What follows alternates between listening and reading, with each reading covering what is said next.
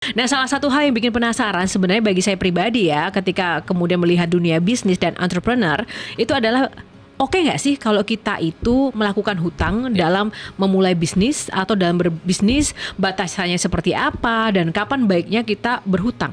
Oke, hutang adalah hal yang baik dalam bisnis. Baik dalam arti kalau kita sebagai pengusaha, misalnya saya jualan kabel gitu ya, terus kita bilang sama orang suppliernya, bisa nggak saya dapat utangan? Dia bilang oke, boleh, berapa hari? 25 hari, 30 hari ya, atau bahkan ada yang 2 bulan, 60 hari. Itu berarti kita dipercaya. Itu berarti kita kredibel. Yang kedua adalah hutang itu baik jika digunakan untuk pengembangan bisnis. Jadi saya bisa nih, karena saya dikasih kredit 30 hari, saya punya cash flow untuk menjalankan bisnis atau menggunakan dana ini untuk yang lain, marketing, promosi, atau bikin program, dan seterusnya. Yang tidak baik adalah ketika kita berhutang, nomor satu, bunganya tinggi.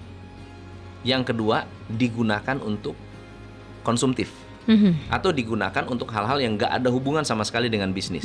Saya kasih satu contoh. Ini kemarin kita ada mentoring.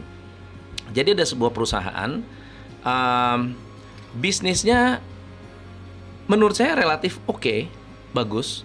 Revenue-nya itu sekitar 23 miliar per bulan. Wow, Per bulan, oke? 23 M per bulan. Net profitnya kira-kira 4 miliar. Tapi kekurangan duit terus.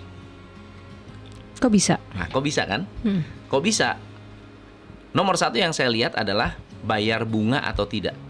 Kalau bayar bunga berarti punya kewajiban. Ternyata bunganya gede sekali.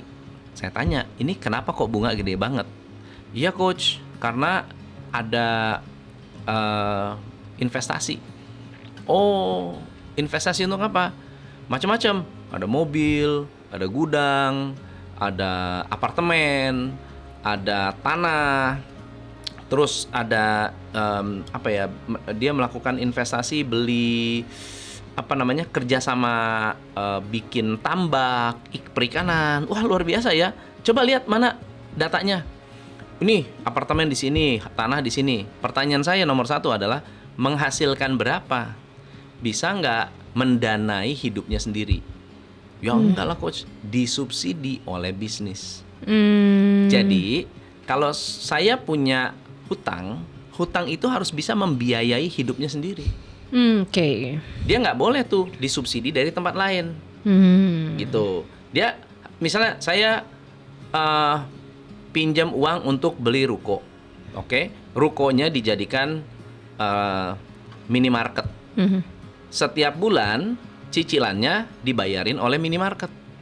Itu boleh. Kita cuma modal DP. Bayangkan kita keluar 300 juta, tapi setiap bulan cicilannya gratis. Itu oke.